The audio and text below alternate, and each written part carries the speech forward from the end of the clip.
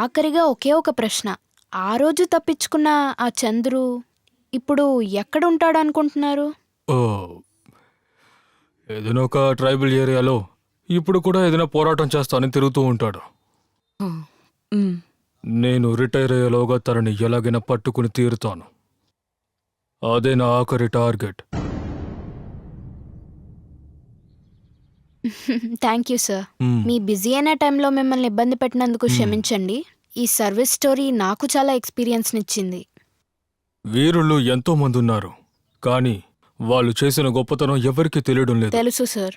ఇలా హత్య చేసే వాళ్ళ చరిత్ర తప్ప ఇంకా దేని గురించి మాట్లాడలేదు. మ్మ్.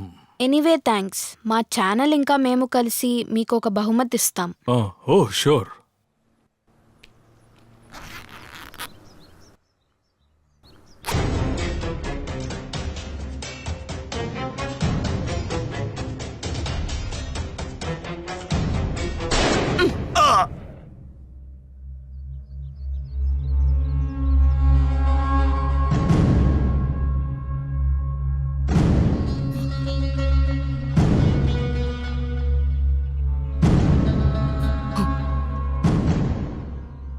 ఏమైంది హఠాత్తుగా మౌనంగా ఉన్నావు?